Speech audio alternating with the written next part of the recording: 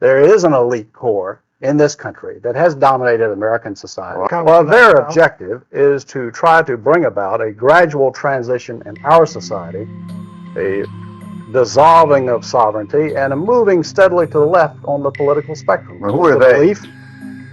The elitist groups that I mentioned, particularly key individuals and policymakers in the Council Is on the Foreign International Relations. Monetary Fund part of it? The interview you're about to watch is a perfect example of what happens when a politician steps out of line.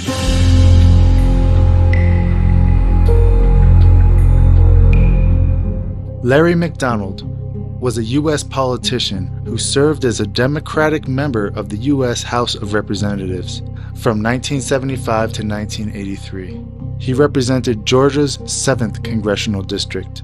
Despite being a Democrat, McDonald was a conservative and a staunch opponent of communism. On September 1st, 1983, Larry McDonald was aboard Korean Airlines Flight 007. The plane, a civilian Boeing 747, was en route from New York City to Seoul, South Korea, with 269 passengers and crew on board.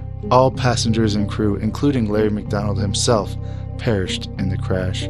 The circumstances surrounding the downing of Korean Airlines Flight 007 are controversial at best. Others call it a false flag attack. But one thing's for sure. This was the last interview he ever gave. Mr. McDonald, I'm not a conspirator. I think even Buchanan would vouch for that. Well, you are Robert Wells. Foreign Relations. Robert Wells. No, I don't think so. Yeah, I'm a member of the Council on Foreign Relations. Is that a conspiracy? Well, you've certainly. Well, let me just tell you what Newsweek says. That the John Birch Society considers communism only one arm of a master conspiracy in which socialist American insiders are plotting to establish world government. Now, it also says, and here's Director John McManus, that's your public relations director, saying that former Secretary of State Alexander Haig and CIA Director William Casey are two of these master conspirators who are plotting to establish world government. Now, what do you say? That kind of silly, asinine statement is what makes people laugh at the John Birch Society. Well, Tom, I'm sure being a long-standing member of the Rockefeller apparatus, and as a member of the Council on Foreign Relations of longstanding, you're fully aware that there is an elitist core in this country that has seen value in subsidizing communism, of protecting communism. It has? Sure. You're accusing me of subsidizing communism? No, I'm saying because I happen to belong to a... there is an elite core. Study group? Wait a minute. There is an elite core in this country that has dominated American society. Well, I'm not one of them. Trilateral Commission. The Trilateral Commission, Council on Foreign Relations. State Department, I suppose. Well, let's face it, they've dominated the State Department for 40 years, and pretty much openly. All right, so. but what are they trying to do? Well, their objective is to try to bring about a gradual transition in our society, a dissolving of sovereignty, and a moving steadily to the left on the political spectrum. Well, who are they? The elitist groups that I mentioned, particularly key individuals and policymakers in the Council Is on the Foreign International Relations. Monetary Fund part of it? Well, I would say the International Monetary Fund has certainly been set up for the purpose of facilitating that transfer of sovereignty and transfer of wealth on the road. Right, we elected Mr. Conservative. Let me just finish the point, because otherwise we're going to have a lot of unanswered questions. That you are looking at a group that has worked to bring about a dissolution of national sovereignty on the road to world government. And certainly you're familiar with the local professor Carroll Quigley, who has been part of your club, in which he admitted all this. And he said in his book, Tragedy and Hope, the only thing I disagree is that we've worked to keep it a secret. And you see Arthur Schlesinger Jr. writing way back in 1947, says, yes, this is the hidden policy of America. But we can't tell the American public because they're too unsophisticated to see the value. What is the instrumentality of world government? What is the instrumentality? What you say about Arthur? That's the silliest statement I ever heard. He never made anything like that. Well, let me suggest that you read the May-June issue of the Partisan Review of 1947, Tom, and you can read it for yourself. It's called... There was a conspiracy. A conspiracy to promote communism? Oh, he didn't use the word conspiracy. He said the objective was to... Let me finish. I'll tell you. He said that the objective, the secret policy, which we can't tell the American public because they're not sophisticated enough to see the value, is that through a steady result of erosion of New Deals, we bring the American society steadily to the left, and through a sound concept of benign containment, we merge into the vital center of the socialist left. Those are his words, not mine. I think John Kennedy was a member of that No, conspiracy. no, let me ask you this. The World Federalist Movement in the post-war era contained a lot of people who eventually broke with it, and a lot of people thought the UN in the post-war era looked toward world government. Sure. Indeed, they did, up until 48, 49. But a lot of them said, look, we were utopian. That's over and done with. We can't move. And a lot of them came in Kennedy's government. Schlesinger was in there when they were fighting in Vietnam, launched the effort in Vietnam. Schlesinger was behind the Bay of Pigs. In other words, look, isn't there some move that occurred in the post-war era that now has been dissipated because nobody believes in the utopian ideal of world government anymore? Well, I think there are those that realize that moving straight from a prototype of the United Nations into world government perhaps is tactically impossible. But phasing out increasingly national sovereignty into regional government and phasing out sovereignties into international treaties in multiple areas. The whole movement toward, quote, interdependence. Yeah. NATO is part of the conspiracy? Well, there are certainly elements in NATO. There are people in NATO who are very strongly dedicated to the defense of the West. But at the same time, you find in NATO a steady dissolution. You find a growing weakness. There's a NATO policy dominated by State Department policies that has not worked. Well, it's a regional grouping, and I think therefore it may be suspect by the John Birch Society. We're talking with Congressman Larry McDonnell, who has recently been elevated, I guess, to chairmanship of the John Birch Society, succeeding Robert Welch. We'll be back in a minute. Congressman Larry McDonnell, the Democrat from Georgia. Mr. McDonnell, your predecessor believed that the PTA was too left-wing and that the John Birch Society at one time tried to infiltrate it, or so he said. He used the word infiltrate. Is that part of your program now?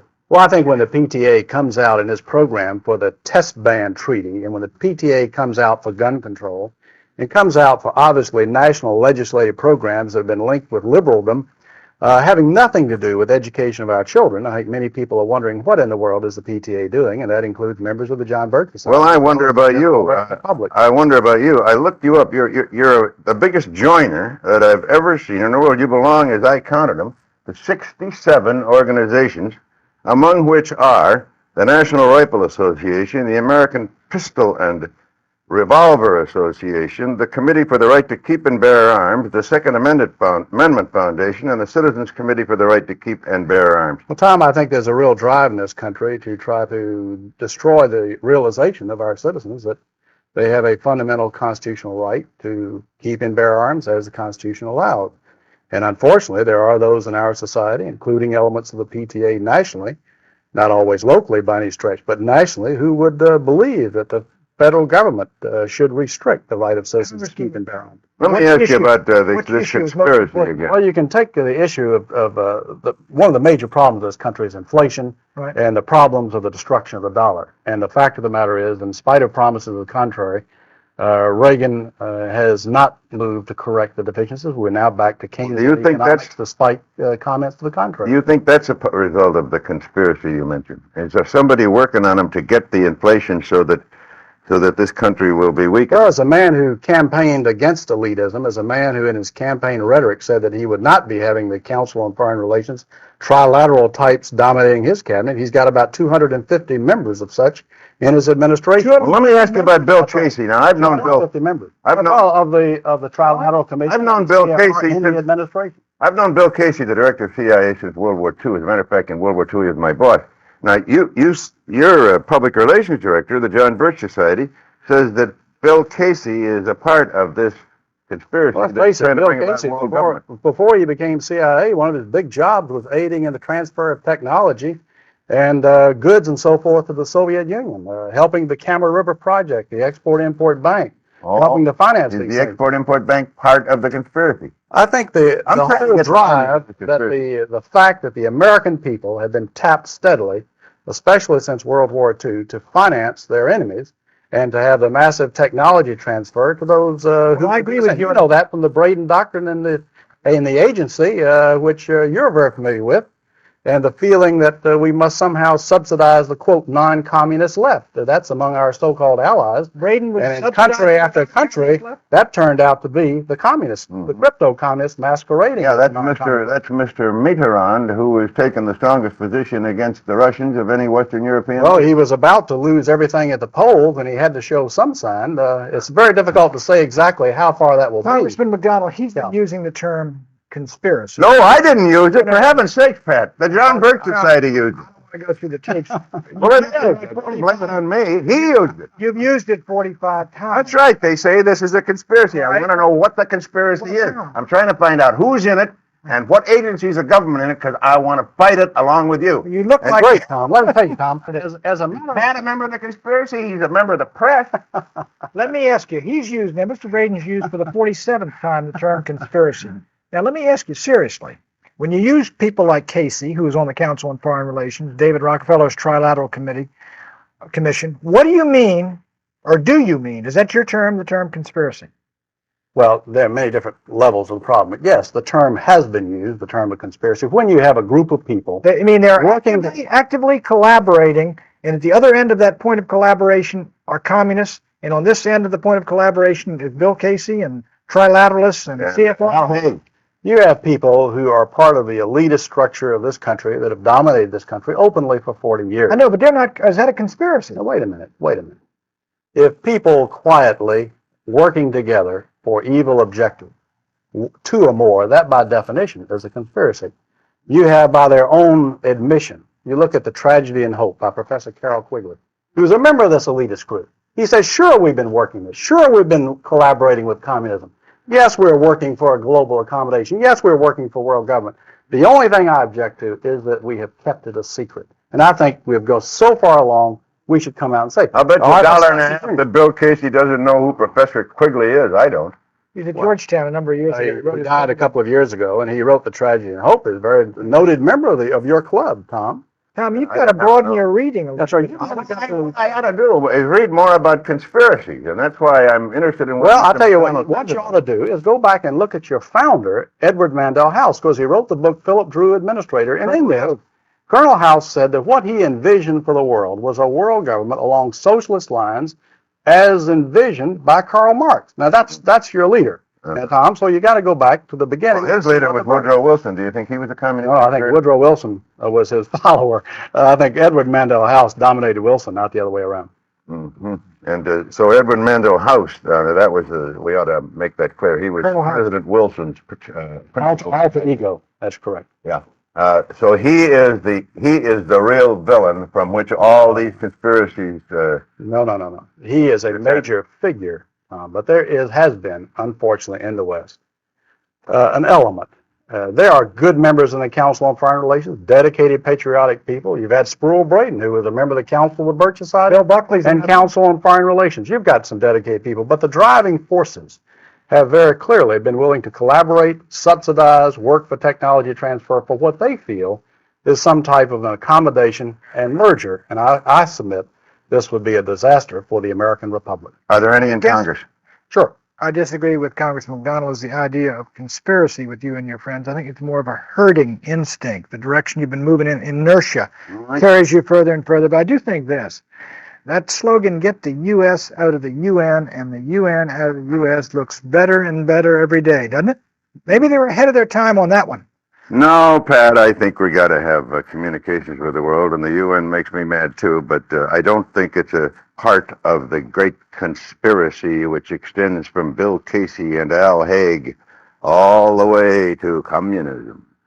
Well, I think that Larry McDonnell's a patriot. I think he's wrong about the conspiracy, but he's probably less wrong about what he says about this country than the guy I'm talking to. So what do you think about this? Do you think it's just a coincidence that he was killed when his plane was exploded by a missile attack shortly after this interview?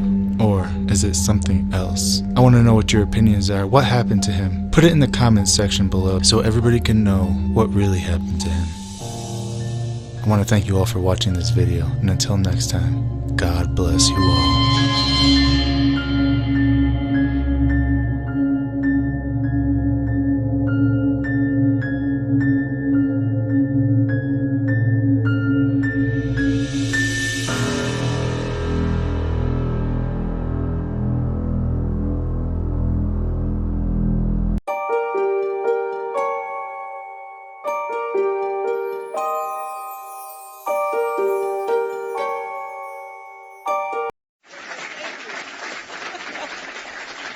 Oh, thank you very much, Richard, and I am delighted to be here in these new headquarters.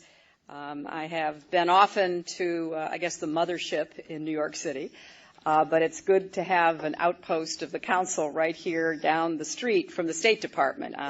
We get a lot of advice from the council, so this will mean I won't have as far to go to be told what we should be doing and how we should think about the future.